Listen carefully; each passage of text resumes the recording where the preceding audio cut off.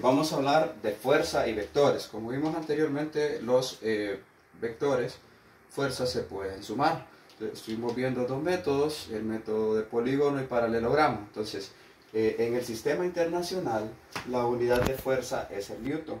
En el sistema inglés se utiliza libra. Ambas son unidades de fuerza que vamos a considerar.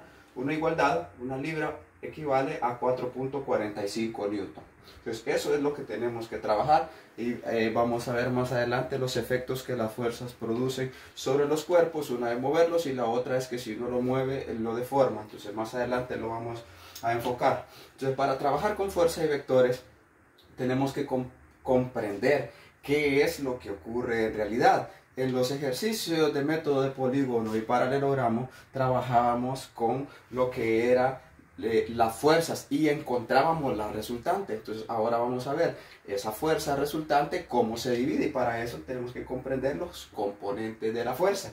Entonces una fuerza resultante tiene dos componentes según el plano cartesiano: Fx, que se llama componente de la fuerza en X, y Fy, componente de la fuerza en Y. Entonces lo representamos de esta manera en el plano. Entonces vea bien, mire, tenemos esta fuerza, que en este caso sería una fuerza resultante, vamos a decir R, y aquí tenemos, estas llevan un ángulo, y aquí tenemos lo que son las dos componentes. Entonces esta, vea, es la componente de la fuerza en X, así se lee Fx, y esta sería el componente de la fuerza en Y. Esto es lo que hay que comprender. Entonces si nos vamos a un ejercicio bien sencillo, como este que tengo acá.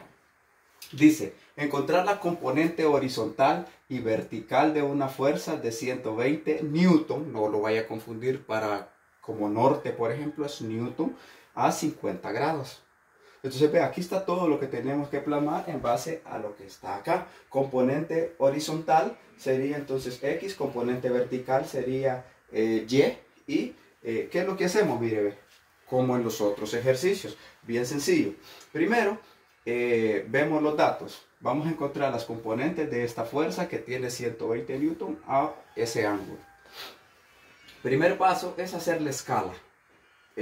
Son 120 newton, no nos dice, entonces yo la tomo 1 centímetro, 20 newton, 2 centímetros, 40, 3 centímetros, 60, hasta llegar a 6, que serían 120. Entonces vengo, trazo un plano, como el que yo tengo acá, así como este. Represento la fuerza de manera bien sencilla. Entonces lo primero que tengo que hacer antes de representar esa fuerza es colocar el transportador, ¿vea? De esta forma. Mido los 50 grados, si se alcanza a ver, 50 grados, y ahí es donde tengo que trazar la resultante. Y luego me voy desde el origen y mido 6 centímetros.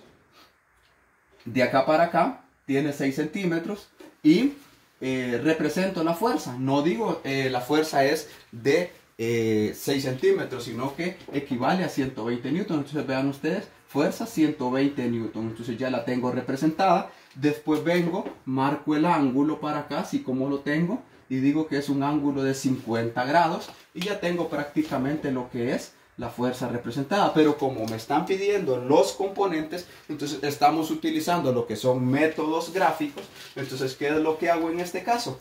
Bueno, me poso acá, trazo una línea punteada como esta, luego acá otra línea punteada para acá, y luego siempre con la misma regla yo uno los puntos de donde parte hasta donde llega, así como aparece en esta parte de acá.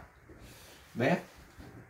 Entonces trazo el vector y lo mismo hago para acá, a donde llegan los puntos. Trazo el vector y digo que esta es Fx, o sea, la componente de la fuerza en X. Entonces, usted lo va a hacer ahí, lo va a calcular. Supongamos de que de acá, de este punto acá, hay por ejemplo 4 centímetros.